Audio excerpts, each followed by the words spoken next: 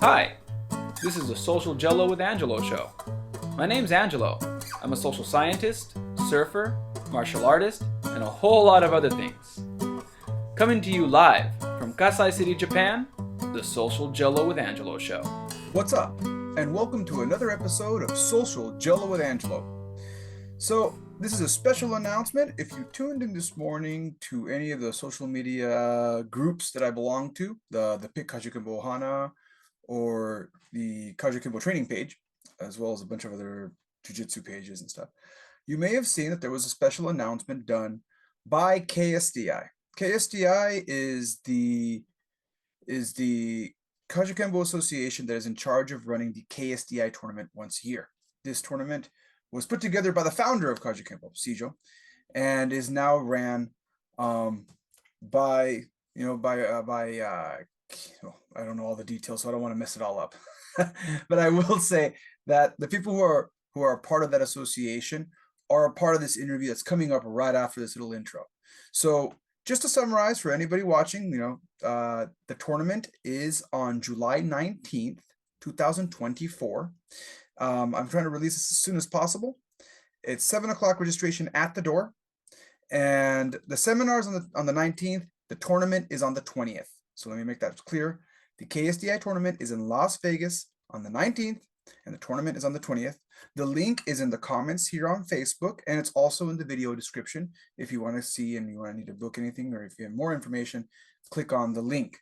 Some things to take away from this are that officially, John Hackleman has been made the head of a new branch of Kajukenbo known as Kajukenbo MMA, which will be specifying in MMA. This comes with a certification program exclusively for Kajukenbo instructors. So if you're a Kajukenbo instructor and you're looking to get certified in coaching for MMA and you'd like a certification from Chuck Liddell's coach, John Hackleman, you are in a special position. If you're not, we talked about that too in the show. John recommends that you can work your way through any Kajukenbo system you want to get your black belt, and then you'd be eligible. You could even go through his system. He talks about that as well at the pit.tv. He's got an online program there. So this is still in the works. We don't have all the details yet. And when I do, I will do another episode going over the specifics of that certification program, because I already had people asking me about that. But mostly we are focusing on the KSDI tournament. The tournament is open to everyone. So there's gi and no gi divisions. There is an FMA division. So there's knife fighting. There's also point sparring for you sport karate guys. There's also continuous sparring for you more kickboxing oriented guys. Just remember that continuous sparring the rules are a little bit different from your regular kickboxing. So take a look at the rules, because rules do vary, but it is very similar to a kickboxing paradigm, punching and kicking. So do check it out. There's also a Kata division and I believe a self-defense division. Don't quote me on that. The details are a bit fuzzy. But that's the walk away from this announcement, is that, congratulations to John Hackleman. He's brought in.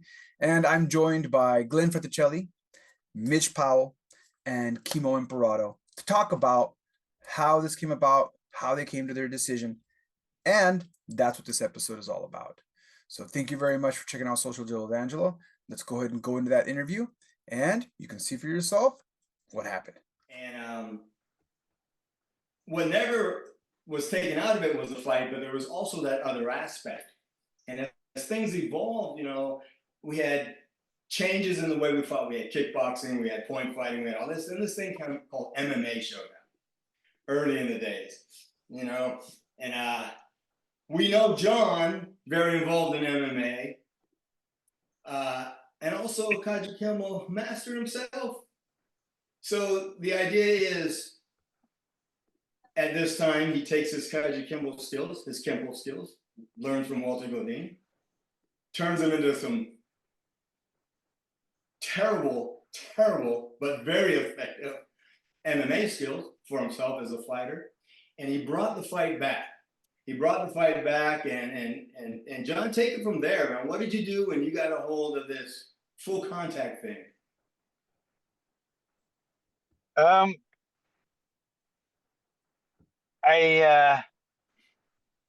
think I think so much of the I had a little hard time answering. I think you're asking how I transitioned.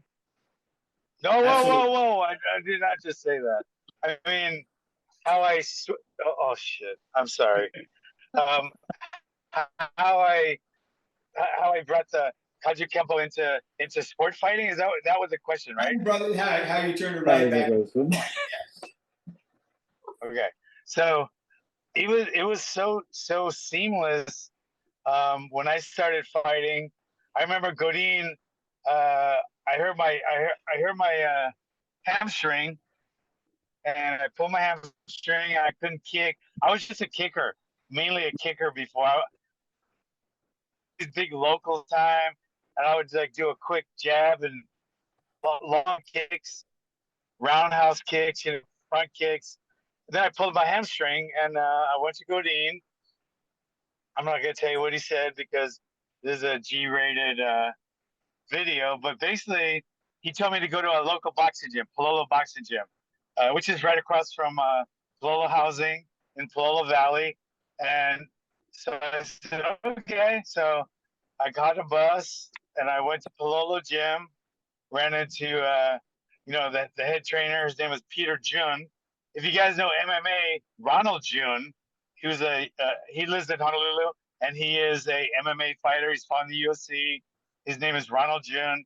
He trains fighters now. Like what's that crazy one that's winning all the PFL? Ray Cooper. That's his nephew. Anyway, um, so so we got to the gym and started boxing, and so by the time my hamstring healed a couple of months later, I already had my first boxing match lined up. I was 14, and it happened to be in Wyoming. It wasn't a good place for a blonde-haired Howley kid to go box, but I did. But anyway, so it was in Waianae. It was my first fight. I won by knockout, and I thought, hey, I kind of like this. This is, what I liked about it. I liked because Hawaii, they really, it's not about money or looks. Well, I'm sure it's looks, but it's not about money or brains in Hawaii. It's about your toughness, and that's respected a lot more than money or brains. It really is. And Hawaii is a very rough place. And so anyway, so I beat the guy, and I stayed with boxing. I kept boxing, but I would go to Godin's. I would go to boxing in the afternoon, then I go to Godin's in the evening. And so I would train both. The next thing I know, a kickboxing match came up, and he wanted me to fight in it, so I did. So I just it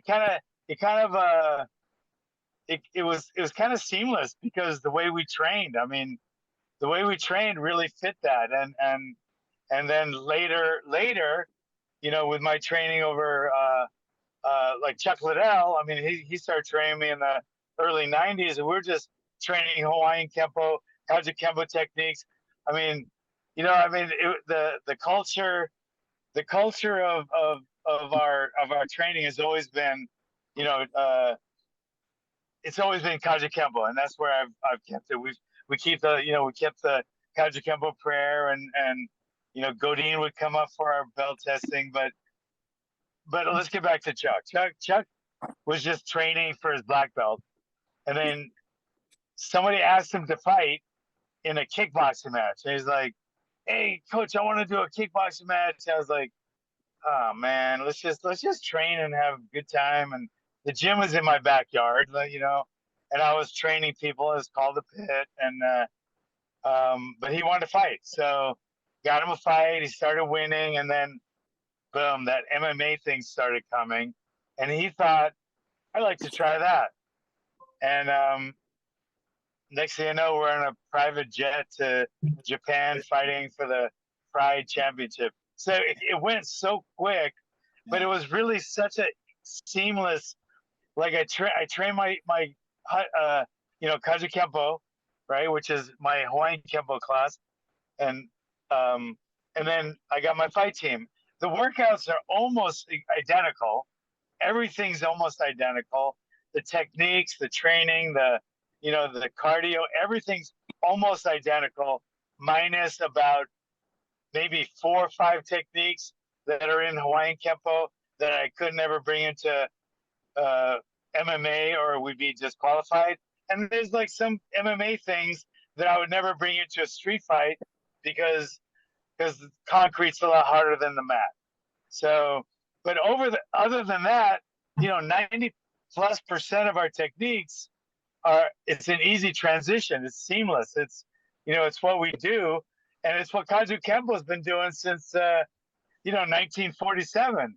So Kajukenbo is not, you know, they say it's the first MMA. It's not MMA because it's not a sport, but it's the closest thing to MMA that any other martial art has ever been. You got jiu-jitsu, that's great. You got you know, you got Muay Thai, you got boxing, you got all these other things, but Kajukenbo had them all working together. Like we would do the takedowns and you know, we would do the takedown defense. We would do the chokes. We would do a lot of the stuff. A lot of the stuff was different. We didn't do as much groundwork. Once we hit the ground, usually we started pounding.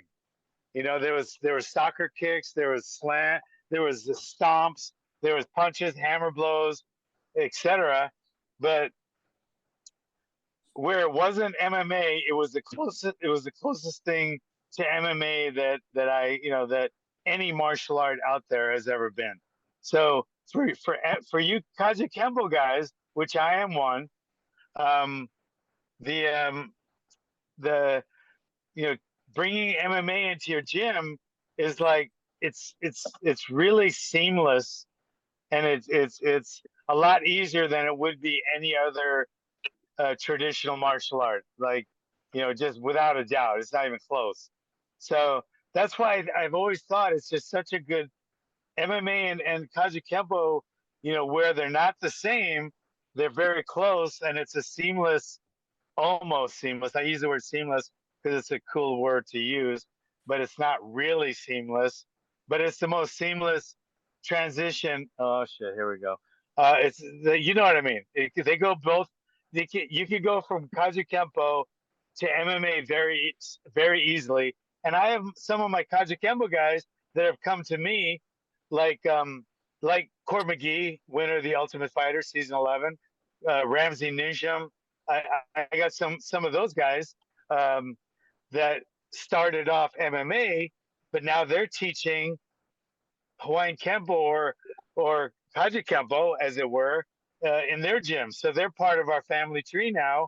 But it was such an easy transition because they started in MMA and switched over to Kajukenbo, where guys like Chuck started in Kajukenbo and switched over to MMA. It's an easy back and forth, seamless transition where the instructor, you know, you can teach that class and that class. It's kind of cool. I mean, when I look at it, I mean, I remember the days back in the days with, you know, Godin, and nobody thought that way because there was no MMA, but you know, that's just the way we train. So, boom. So now there's a few questions I have here, and before I address these questions, I want to say, hi, Kimo. Thank you for joining us. 20 minutes in. Thank you for joining us. So we have everyone here.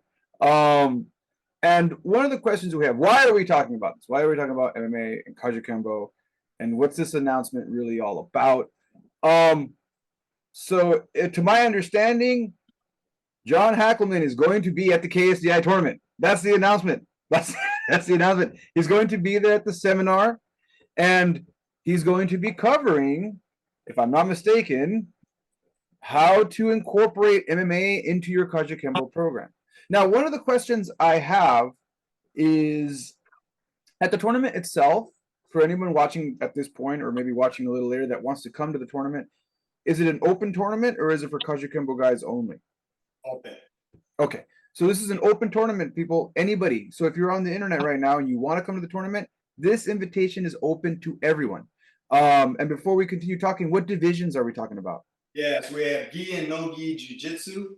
We have continuous, which is a semi-contact, free-flowing without the takedown. We have point fighting, we have forms, we have weapons. And then we have the seminar, which is our biggest thing. It actually started as a seminar many years ago when Emperado was alive. It was about teaching and training people how to fight. So what's exciting is John will be there teaching on the Friday, that day, giving us some skills, giving us some knowledge, and then talking about his curriculum that he has, which is, and I think it's time to say, the new branch of Kajukenbo MMA, headed by John Hackleman. So for those of you who are Kajukenbo guys, that means a lot to you. To those of you that aren't Kajukenbo people, are just kind of perusing through the show.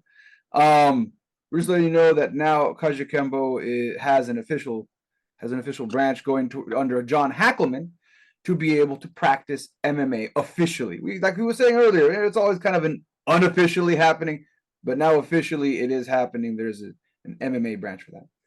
One thing on that, though, there are, and I want to say two things actually. One, there are Kajukenbo schools that do MMA. Mitch Powell here had one of the first. They call it Kajukenbo MMA, and a lot of them are doing well. However, there are many, hundreds of schools that want to, but they don't know how to do it. Because I talk to schools and they say, hey, our biggest program is MMA. That's what draws in my students. And this is the gap we're filling, bringing John back into the fold, and then actually providing something for these dojos to go learn, get certified, and implement into their schools, which will help them bring in students. It's a win-win-win. And you learn how to fight better. Woo! Yeah.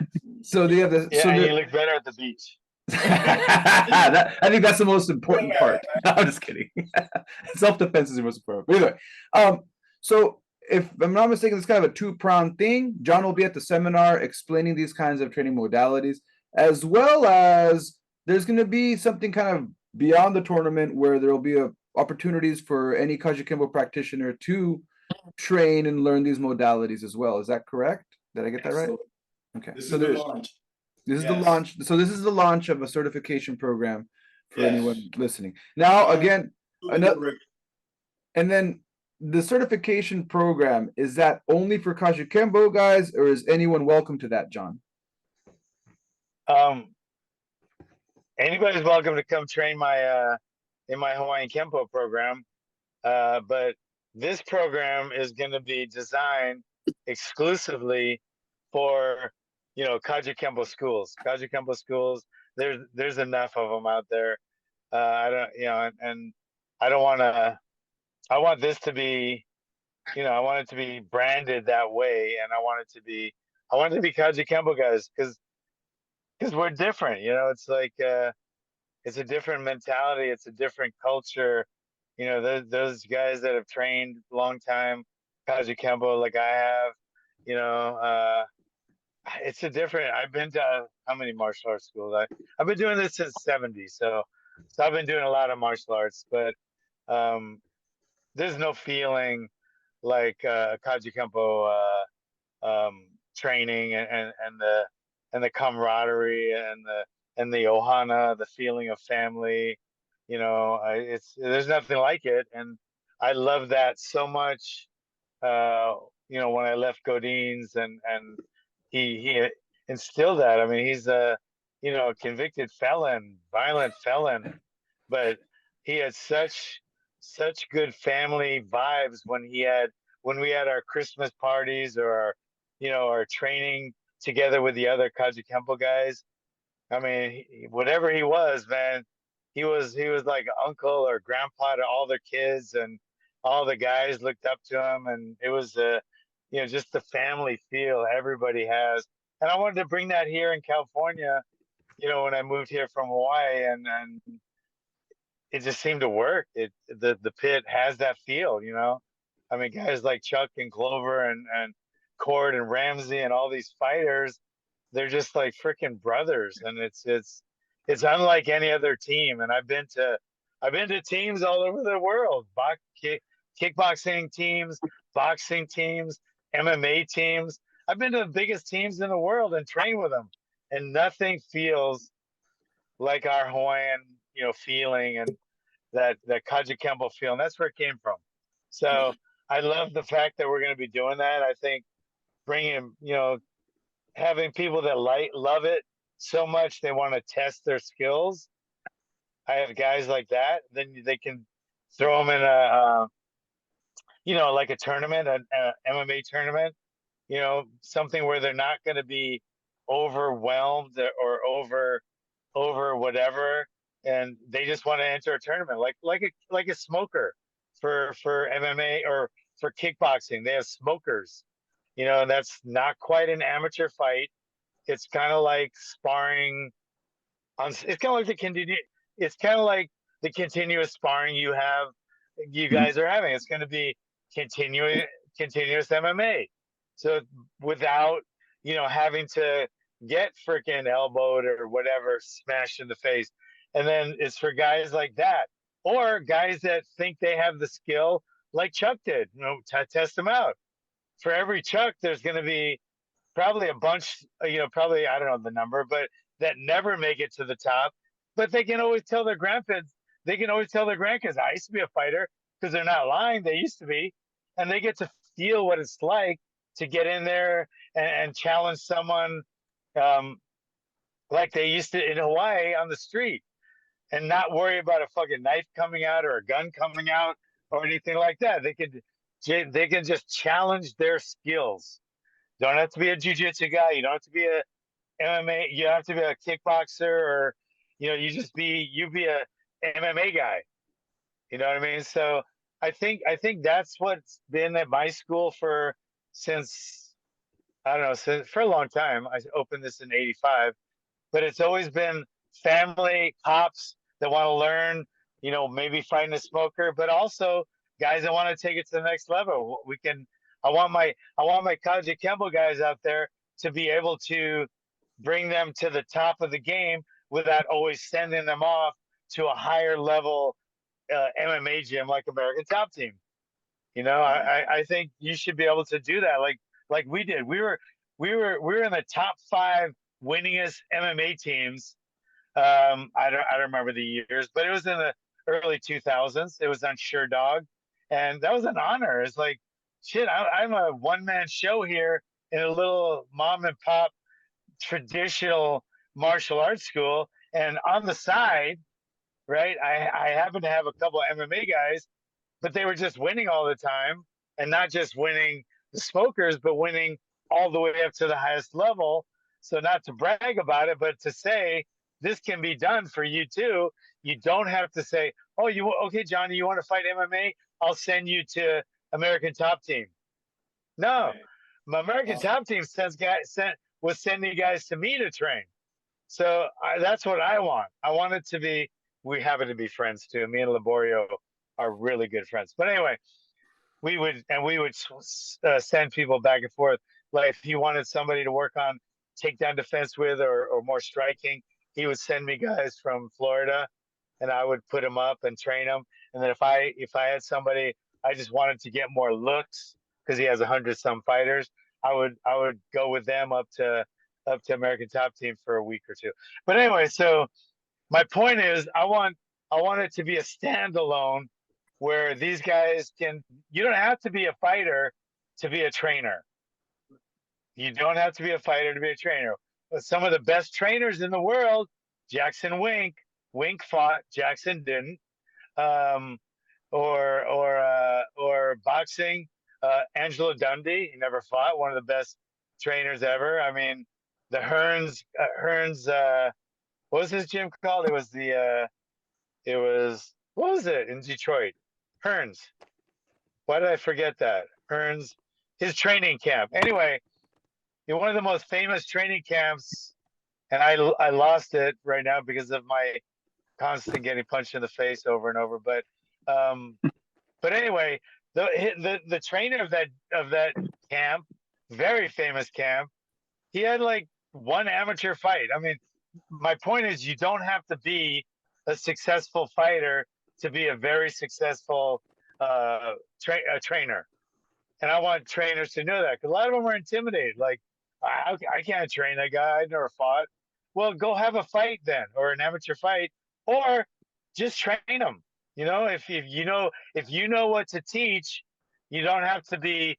Not all fighters or not all martial arts instructors, have been in hundreds of street fights, but they can still teach you how to win in one. So that's what I want. I want the MMA I want the whole Kajukenbo guys to to to be able to learn the techniques to train their students for an upgrade. I mean, they can still be Kajukenbo guys, but then they can upgrade. Like some guys do like glowing nunchakos and sais, right? For their upgrade, they do weapon classes. A lot of the traditional karate schools, they do upgrade classes like weaponry or fancy doing katas, like the kind of spinning katas. They do all that. That's upgrade. You can have an upgrade at your Kajukenbo school. Make it Kajukenbo MMA. Right. Bing, bing. I don't know. I'm just thinking So, is there anything you want to add, Mitch or Kimo? We'll go to Kimo. Is there anything you want to add to this? I'm honored to hear John share his thoughts, and it's pretty exciting, and I agree with him because a lot that he shared with us, I can relate because I have the same kind of background that he talks about. So it makes sense what he's discussing, and it's exciting. And he's absolutely right. As an instructor, you don't have to necessarily be a top-notch fighter that fought in professional bouts and stuff like that. So yeah, there's a lot of truth to what he's saying. But yeah, looking forward to seeing him next week. So getting excited. And Mitch? Yeah. Well, John brought up a couple of really cool things. The first one is about testing your skills, right? And it makes me think about, I'm the historian, right? So I have all these documents and stuff. When Kajukenbo started, the guys that got together, Emperado and Hulk and Chu, Ordonez and Cheng, they didn't get together to make a martial art. When they first got together, they were testing each other out. And that's kind of what John is allowing people to do now. So, one guy primarily was a karate fighter, and one's a Kempo guy, one does boxing, right? One does jiu-jitsu. They're testing their art out against someone who does something different than them. So it goes both ways. You might be a jiu-jitsu guy, but you need to learn how to box. You've got great grappling skills, but you can't strike. You don't know how. You learn how to kick, etc. You might be a great kicker, as John was pointing out. He was a kicker who hurt his hamstring. All of a sudden, half your game's gone, right? So, in his case, he talks about upgrades. And in Kajukenbo, you learn a little bit of each art, but you don't perfect each art. You perfect the blending of the art. So everyone can add to their jiu-jitsu. They can add to their boxing, to their Chinese boxing, to their grappling skills, right? So there's layers or upgrades, if you want to call it. If you can go to a school like one that John has, in our case, we've got several. Bobby Cerrone's got a great school in American Canyon over in the Vallejo, California area. And Art Peraza's got a school under, another whole group, right? These guys primarily focus on MMA and getting into the ring. So if you've got a way to do that, and you can go to a school like John's offering, and you can perfect your jiu-jitsu, you can perfect your striking, man, all of that's just icing on the cake. And then I think to add to that, he understands the whole conditioning aspect that a fighter needs to have. You can learn grappling and you can learn striking and so forth, but if you're going to get into the ring, you got to learn conditioning. That's a piece of the puzzle. If you don't get it down, you're not going to win anything. You might get a fluke winner here or there, but you're not going to get you're not going to have long rounds, and you're not going to have any long career unless you get your conditioning right. So from the beginning, where these guys are testing their skills out, against each other, they end up realizing they needed to combine their arts. So that's our platform. That's our base, the ability to combine the arts, the striking and grappling arts together. That's led to where we are now with this Kajukenbo MMA. You know, it's been 40 years since there was a new branch of Kajukenbo. You had the original branch from 47 to 49. 1966, Emperado sanctioned the Chuanfa Kajukenbo branch. In 69, Al Dacascos, he founded One Hop Kundo, and that was sanctioned by Emperado. And then Tumpai was sanctioned in 1984 by Emperado, and that was under Jan Loren. So hey, it's been 40 years since Kajukenbo is established or sanctioned anything new. And in this case, it couldn't be any better, because I tell you what, if Emperado was here right now, he'd be the first guy sitting in the front row screaming, yelling, let's do this, because he was all about fighting. So that's where we are. We're right back to it's all about fighting. Yeah, yeah. So, Yeah. Glenn? That Kajukenbo Self-Defense Institute worldwide under the Emperado family headed by Kimo is very honored to continue Sijo's wishes in allowing this art to evolve. Now, it came from the fight, it's going back to the fight. It went full circle, you know, and it has been a while since there's been something, and I think it's due that we get into it and get the fight back into it in a controlled manner, because we can't go out on the streets and test, well, we can go on the streets and test ourselves, but that's not a good idea. But we can do it a different way, and I think John has the formula for that. It's proven. John's Kajukenbo, his instructor was Kajukenbo. His instructor received his black belt in Palama Settlement. His instructor was there, you know, Joe Emperado, Cesar Emperado, all of the beginning. He was there with them, taught him his method. John took it to another level. That's what Cesar liked. He always said, learn the core and then do your thing. Mm-hmm. So yeah, Goodine. That's where Goodine learned it, because he sent me to a boxing gym, and then when I came back, I was a whole different guy, really, when I'd spar, and he loved it.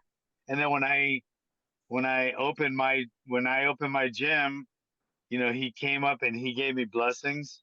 And then when I did my first black belt test, I mean, nobody knew Chuck in 1990, whatever. He'd never fought, you know, yet in any kind of, you know, big fight. You know, I got Rick Metzler, you know, the Pit Malibu. I mean, he came to that. We brought him over from Hawaii, and that was my first black belts. Chuck and Rick and Godine he was so happy. He loved it. He was so happy, and he loved the way it turned out, and he wanted to be behind it 100%. He loved it. He was like, he came for my next black belt test too, and we met him in Vegas. We met him in Hawaii. We like Godine and Chuck and Rick and Ian and some of my top black belts.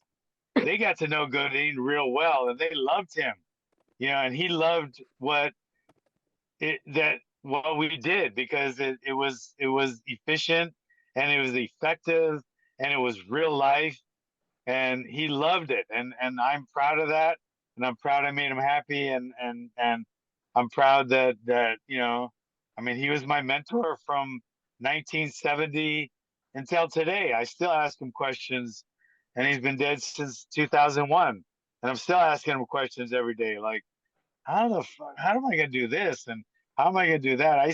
I'll be calling him, like, I'd call him probably 5 times a week when I was here, first moved here in the 80s, and I'd be calling him like, hey, what should I do if I'm gonna do this? And what? And he would, you know, he was my mentor until, you know, 2001. So I think he loves it. I think anybody that was around and knows the Kajukenbo lineage and culture and history, I think there's nothing there, no other feeling they could have but then to love it, because he goes right back, like you said, full circle.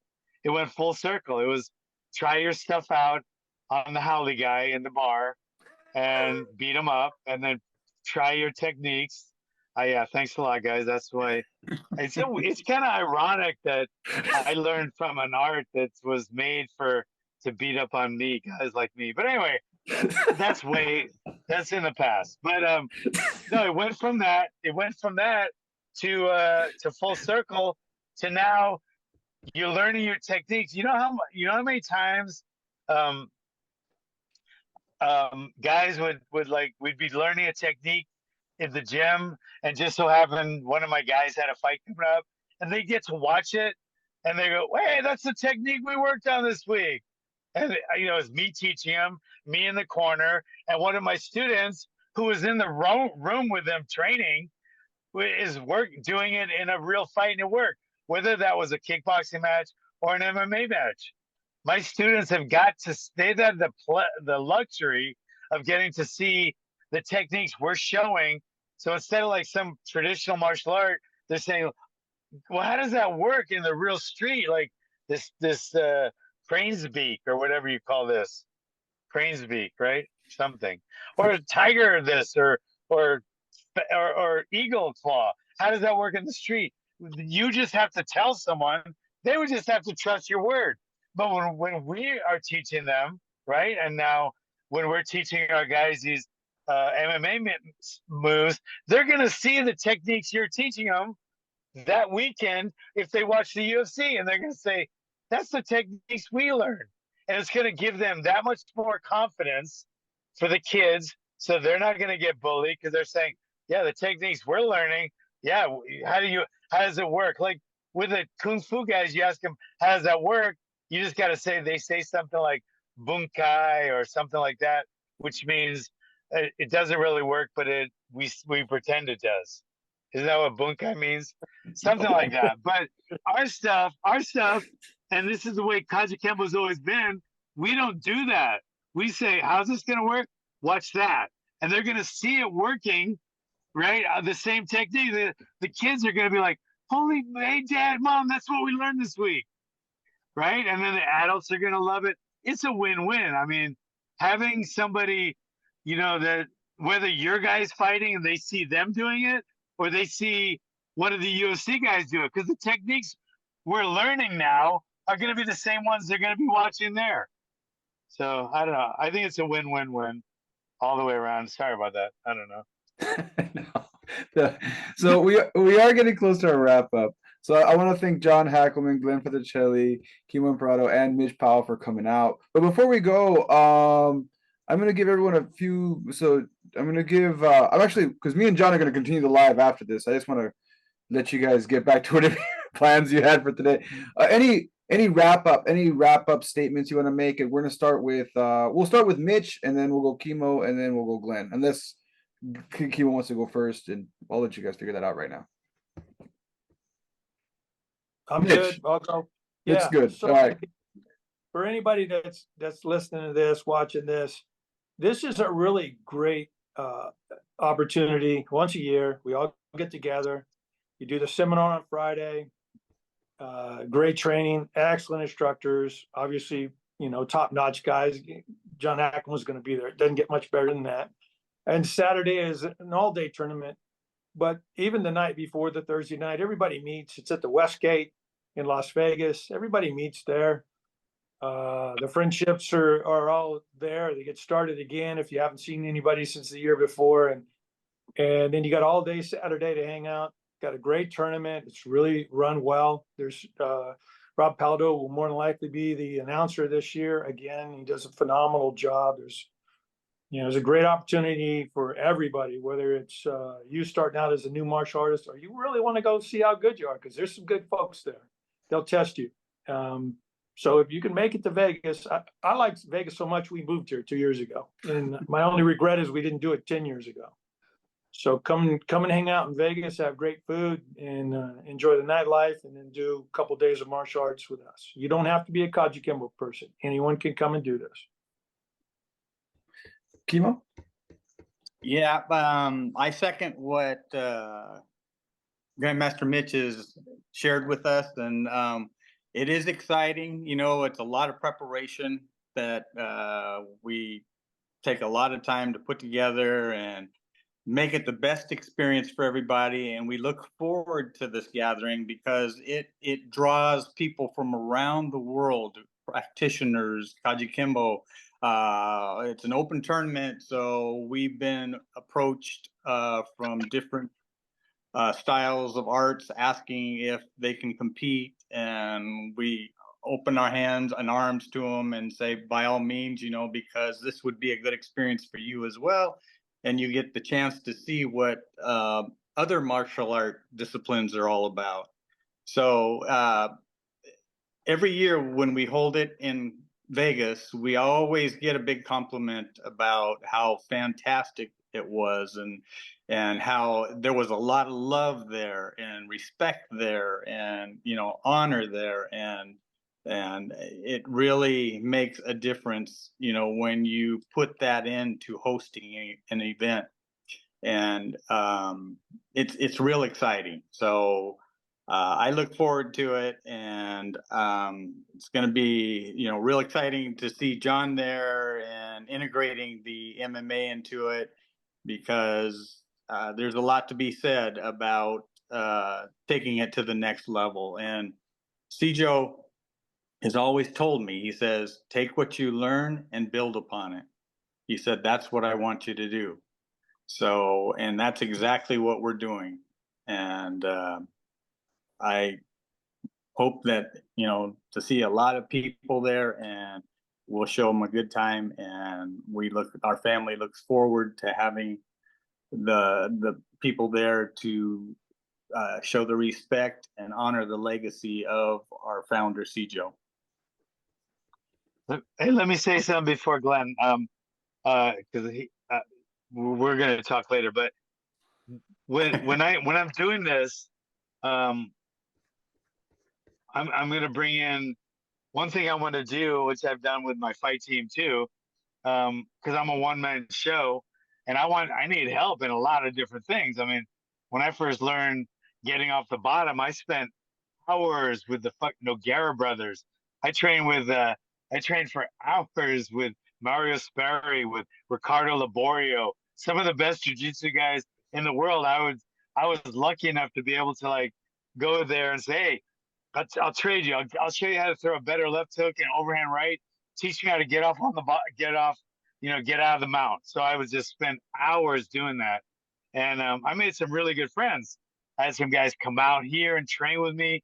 I mean, some big name guys, and so during this whole thing, I'm gonna be like the guy that oversees everything.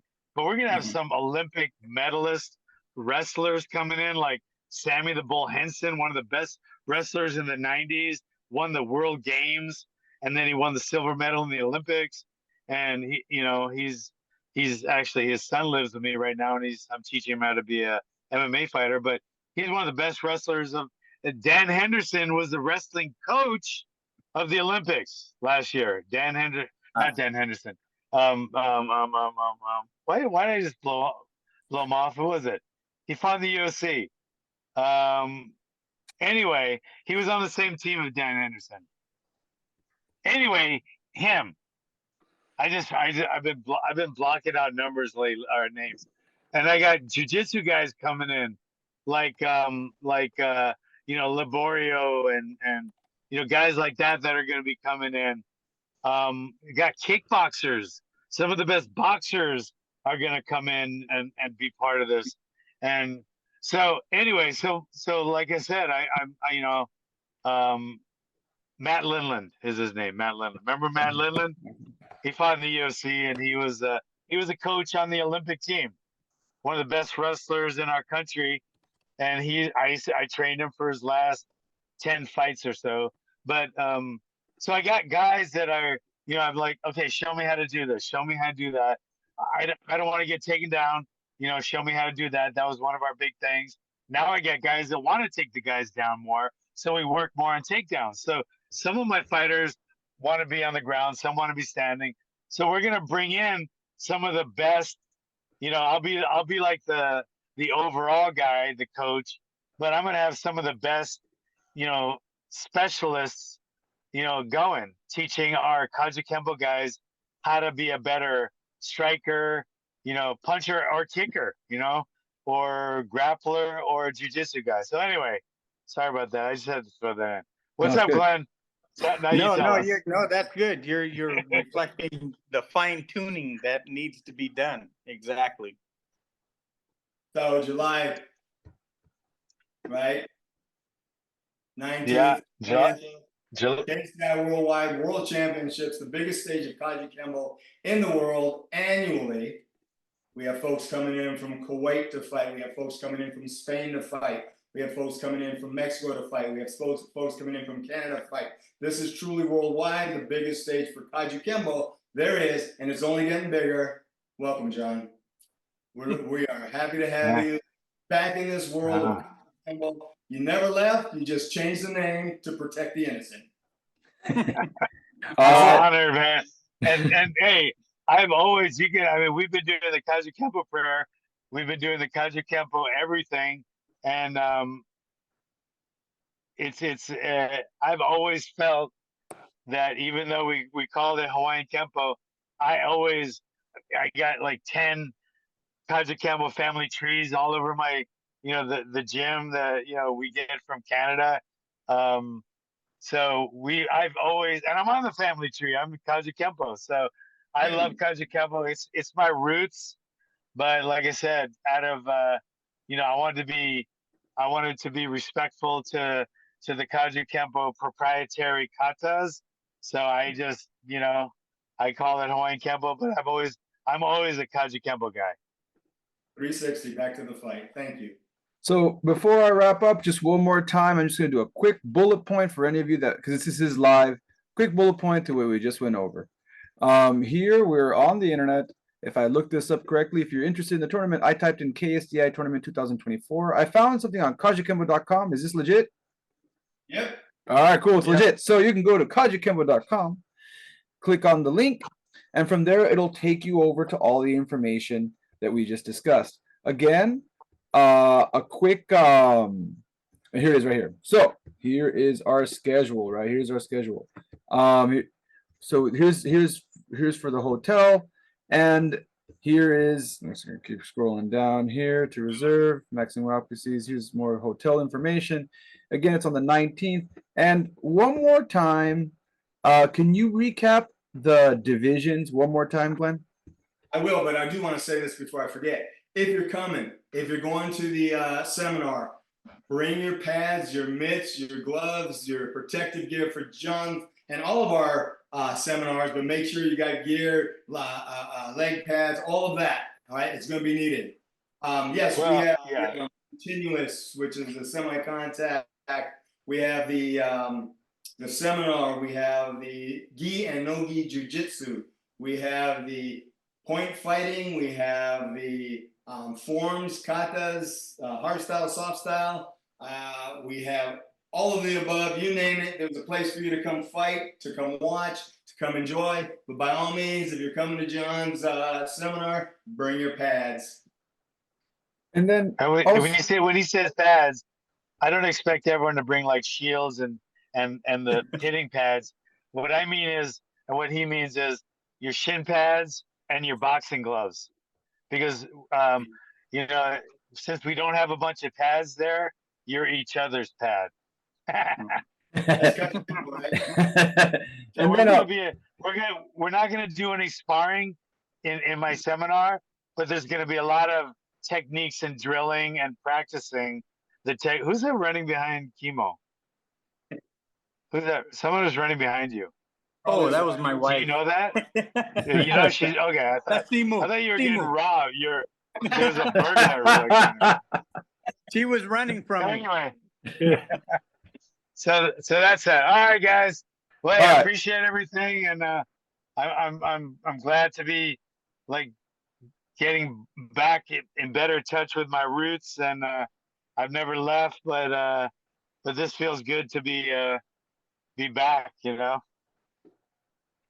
Well, we're all glad to have you back. So one more time, the divisions: jiu-jitsu, no gi, continuous sparring, which is give you a chance to do something that's similar to kickboxing. We have point, kata. I heard, is there an FMA division? this year? Yes. That's Yeah, good. stick fighting Okay. and knife fighting. All right, so there's knife fighting for you. So you FMA guys that are FMA guys and girls that are watching this, there is an FMA division. So make sure to check it out. Registration starts at 7 a.m. on July 19th. All right, we want to thank everyone for coming out, and we're gonna go ahead and let Glenn and Mitch and Kimo go. Thank you for coming out, and then me and Thank John you. are gonna wrap up the live right now. But thank you so much. And Thank you guys. and then here I'm gonna try Looking to see. forward to it. And, See you soon. See you all soon. right. See you guys And soon. then, See you soon. and then John, stick around. Don't go yet. Okay. All right. I'll catch you later. All right, guys. Aloha to everybody. Thank you, brother. Mahalo for coming out. All right, brother. All right, brother. Take care. All right, Mitch. Thank you, Take care. brother. Okay. All right. And then we're still we're live. We're still live. Ria Ballo says, "What was the announcement?" Ria Ballo, we're having a KS. They're having it. John will be at the KSDI Kajukenbo Tournament in Las Vegas. Like I saw, if you didn't see that, check out the website. He'll be doing a seminar on the 19th covering MMA training modalities and also discussing a certification program for Kajukenbo guys. But it's open for everyone, so it doesn't matter what style you come from. You come out and you can do some MMA training modalities. The next day, you can join in for some fighting. One last question before we go, because John's got to go. We got John? any questions? What's too old to fight? I know you retracted it mid 999, but I saw that question. What's too old to fight? When are you too old to fight? When your body or your mind, either one, tells you can't fight anymore. Like right now, if I wanted to, I could enter a continuous sparring tournament, but I could never fight in a ring or a cage like I used to in my old days pro. And I'm 65, so I think you could scale any kind of fighting you want to do, even if you're older, to a different to a division that you feel comfortable with. I think if a guy comes to me at 45 and says, I've never fought before, I want to be a UFC fighter, I'm going to tell him it's too late. You're not going to be able to. But if a guy came to me at 45 and says, I just want to fight so I can tell my grandkids I fought, I could get him in a smoker that he's not too old to do. So there is no age limit for fighting. But if you want to get in the UFC, you better start that pretty quick while you're still in your 20s, All right. So there's your answer. You could say, well, Alex Pereira, he was in his 30s, 35 when he got in the UFC. Yeah, but he also had world title kickboxing matches too, and he's a freak of nature. Yeah, and he had he's got Glover and a whole legacy behind him the whole time, right? He's got UFC champions right behind him and champion after champion training him. So unless you have champion after champion training, if you're just stepping in for the first right off the street into your first fight at the age of 30, it's gonna be a little bit of a different animal for you. Okay. Yeah. Well, thank you everyone for joining in and asking your questions. And for those of you that came out, this is a cross-platform thing, so one of these episodes once a week on my channel. Thank you for coming out.